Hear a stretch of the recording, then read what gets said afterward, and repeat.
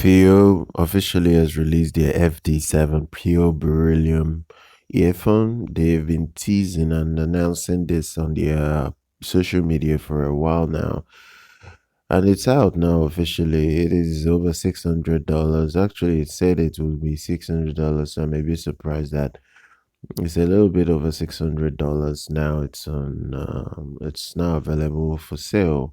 So what are we looking at? It's still coming with the same 12mm size driver that has been in the FD5, FD3, even the recently released FH5S, the S there.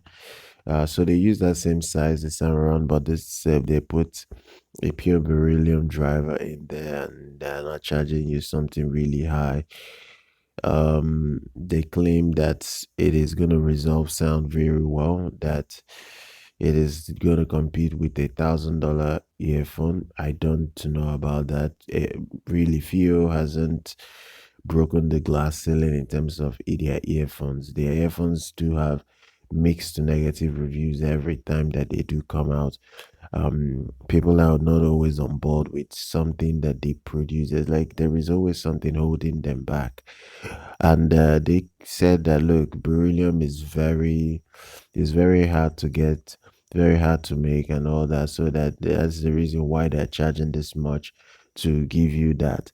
Now, whether people will pay $600+ for another beryllium earphone that is untested in its tuning is something I really can't say. I get it. Beryllium is very, very popular amongst audiophiles. People just want to have it. I myself included. I'm not gonna lie, but I have to be able to identify what the sound would look like before I run out to go get one.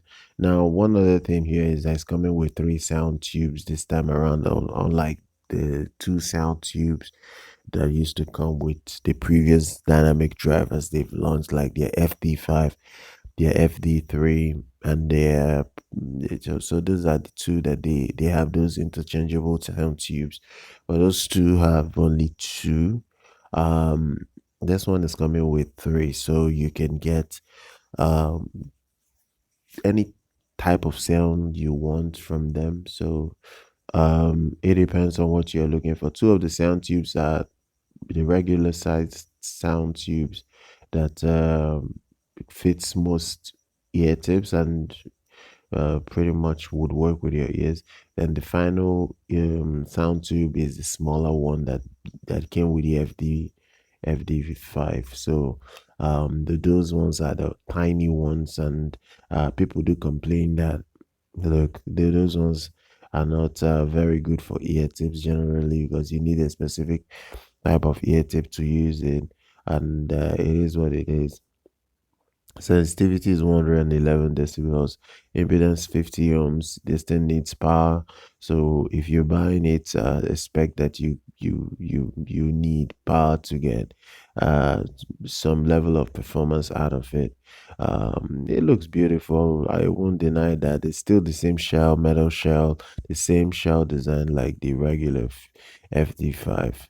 So there is almost no difference in its look, honestly. So well, we'll see what happens. Obviously, the cable is coming with all connector type 2.5, 3.5, 4.4. It's an MMCX cable, so um it's what one can expect it to be. It looks gorgeous in terms of look. It's still the same look as the FD5. It's just that has a black shell this time around, and the cable is top notch as well. That's for what it is. The problem with the FD5, the FD5 failed because of its overemphasis on treble. People didn't like that tuning. It ended up being a flop technically, because people, when they got their hands on it, they just didn't like that tuning. And the like the FH5S followed that same principle, and it killed that set as well. FiiO needs to stop this over uh, tuning in the treble region. It's not necessary. Tune your earphones to be very smooth, have a lot of impact in the low register bass, and that is it. That's all you need.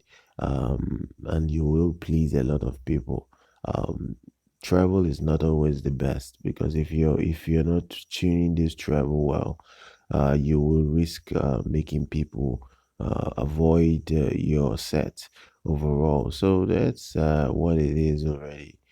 Do subscribe to the channel. I'll leave links in the description. We'll see you next time.